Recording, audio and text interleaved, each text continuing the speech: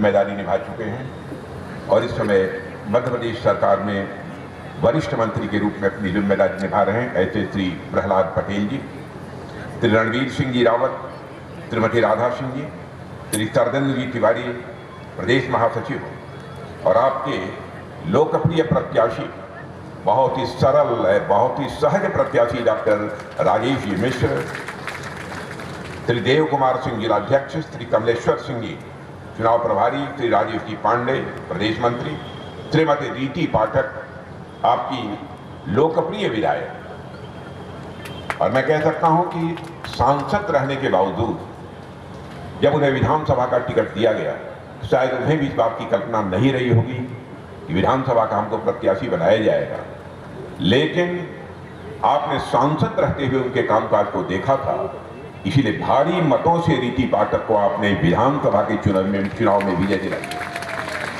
मैं कहना चाहता हूं कि आप सब लोग सचमुच सच्चे पारखी हैं। मैं आप सबका अभिनंदन करना चाहता हूं इसके लिए।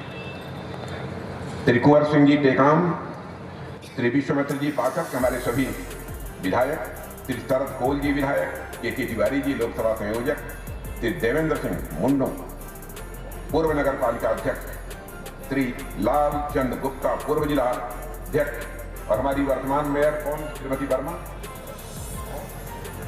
श्रीमती काजल वर्मा जिन्होंने आज भारतीय जनता पार्टी की सदस्यता स्वीकार की, और यहां मौजूद मेरे सभी सम्मानित बहनों एवं भाइयों, शायद कई वर्षों के बाद इस स्थान पर किसी सार्वजनिक सभा को संबोधित करने के लिए आप सबके सामने खड़ा हुआ। मैं जानता हूं कि इसके पहले भी चुनावों के दौरान सार्वजनिक सभाओं को मैं सीधी में निश्चित रूप से संबोधित करता हूं, अब स्थान चाहे सीधी हो अथवा इस जिले का कोई दूसरा क्षेत्र हो। बहुत देर से आया हूं, फिर भी आप सब लोगों ने तालियां बजाकर बहुत गर्मजोशी के साथ स्वागत किया है। भारत की परंपरा है और शिष्टाचार का तकाजा भी है। स्वागत, अभिनंदन और सलाम दुआ कभी एक तरफा नहीं होना चाहिए, इसलिए मैं भी अपनी तरफ से शीश झुकाकर आप सभी बहनों भाइयों का हार्दिक अभिनंदन करता हूं, आप सभी का स्वागत करता हूं। अभी 4 महीने पहले मध्य प्रदेश की कई सार्वजनिक सभाओं को संबोधित करने का अवसर मिला था जब यहां विधानसभा का चुनाव चल रहा था। जब मैं उस समय आता था तो लोग यह कहते थे कि साहब चुनाव भारतीय जनता पार्टी के लिए बहुत ही कठिन है, एंटी इनकम्बेंसी, बहुत बड़ी संख्या में लोग भारतीय जनता पार्टी से नाराज हैं। लेकिन चुनाव के दौरान जब मैं सार्वजनिक सभाओं को संबोधित करता था तो मुझे ऐसा प्रतीत होता था, जनता का जो रिस्पांस प्राप्त होता था, ये देखते हुए बहनों भाइयों, मध्य प्रदेश में भारतीय जनता पार्टी को शानदार कामयाबी हासिल करने से दुनिया की कोई ताकत नहीं रोक सकती, क्योंकि इस प्रदेश की जनता का भारतीय जनता पार्टी को पूरा विश्वास प्राप्त है। आप लोगों ने भारतीय जनता पार्टी की झोली भर, और मैं कह सकता हूं कि 2003 से लगातार शिवराज सिंह चौहान के नेतृत्व में यहां पर भारतीय जनता पार्टी की सरकार काम करती रही। 2003 के पहले भी मेरा मध्य प्रदेश आना जाना होता था। लोग कहते थे साहब मध्य प्रदेश यह बीमारू राज्य है, चाहे कोई सरकार में आए, ये मध्य प्रदेश खड़ा नहीं हो सकता, मध्य प्रदेश की समस्याओं का समाधान नहीं हो सकता। लेकिन बहनों भाइयों, जिस तरीके से शिवराज सिंह जी चौहान ने काम किया है और उसके बाद जिस कामयाबी के साथ डॉक्टर मोहन यादव ने अपनी जिम्मेदारी संभाली है, आज मैं ही नहीं, इस भारत का कोई भी जो राजनीतिक विश्लेषक होगा, आर्थिक विश्लेषक होगा, इस सच्चाई को स्वीकार करेगा कि बीमारू राज्य के रूप में जाने जाने वाला हम मध्य प्रदेश आज भारत का ग्रोथ इंजन बन चुका है। मेरे बहने भाइयों, भारत का ग्रोथ इंजन बन चुका है। आज भारत की अर्थव्यवस्था में भी तेजी के साथ गति आई है, तो उसमें मध्य प्रदेश का भी एक बहुत बड़ा योगदान है। लेकिन मुझे लगता है 4 महीने पहले ही मध्य प्रदेश के लोगों ने अपने मतों का प्रयोग किया है विधायकों का चयन किया है। अब फिर से उनके सिर पर लोकसभा चुनाव आ गया। स्वाभाविक है कि आपका समय बर्बाद होता है। लोकसभा का चुनाव, विधानसभा का चुनाव, और इस देश में लगभग हर साल 2, 3, 4 विधानसभाओं के चुनाव होते ही रहते हैं। अब 5 साल में लोकसभा का तो होना ही होना है। लोकसभा भंग हो गई तो बीच में भी चुनाव हो।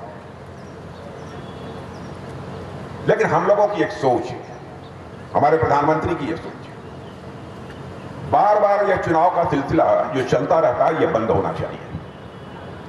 और बहनों भाइयों, क्यों न लोकसभा और विधानसभा का चुनाव एक ही साथ सारे देश का कराया जाना चाहिए। 1 नेशन 1 इलेक्शन। और हमारे प्रधानमंत्री जी ने भारत के पूर्व राष्ट्रपति रामनाथ जी कोविंद की अध्यक्षता में एक कमेटी बनाई और उस कमेटी ने भी अपनी रिपोर्ट दे दी है। अब उस पर विचार हो रहा है। कांग्रेस का जैसा स्वभाव है, कांग्रेस इसका भी विरोध कर रही है। क्या आप लोकतंत्र का गला घोटना चाहते हैं? मैं आपसे पूछना चाहता हूं, क्या लोकसभा विधानसभा का चुनाव होगा, साथ होगा, इसमें लोकतंत्र का गला घोट दिया जाएगा?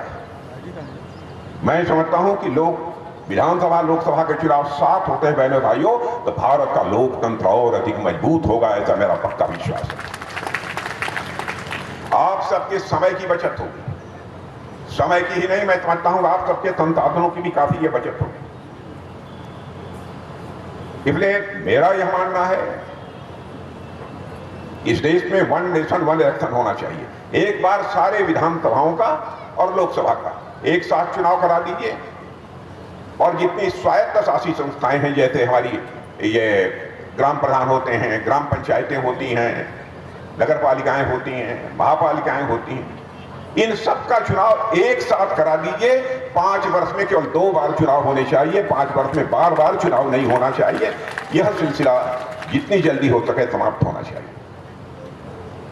मध्य प्रदेश का जहां तक प्रश्न है, बहनों भाइयों, मैं जब 2003 के पहले मध्य प्रदेश आता था, यहां की अजीबोगरीब स्थिति थी।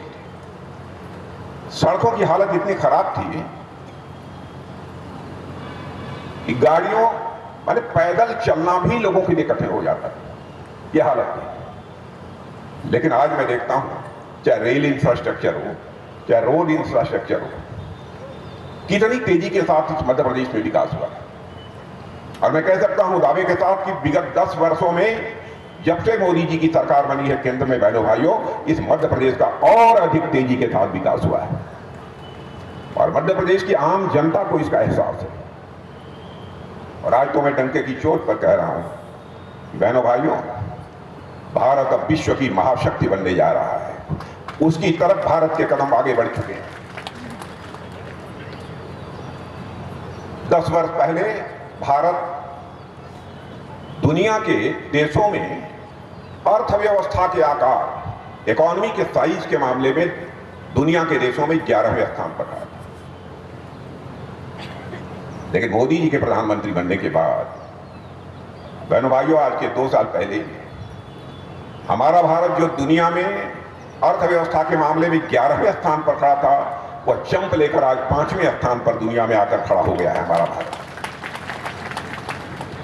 और मैं नहीं कह रहा, दुनिया की बड़ी बड़ी फाइनेंशियल फर्म जो आर्थिक मामलों की समीक्षा करती रहती हैं और समय समय पर अपनी रिपोर्ट देती रहती हैं, उन फाइनेंशियल फर्म ने यह दावा किया है कि वह दिन दूर नहीं है कि 2027 प्रारंभ होते होते ही भारत दुनिया की टॉप 3 अर्थव्यवस्थाओं में आकर खड़ा हो जाए।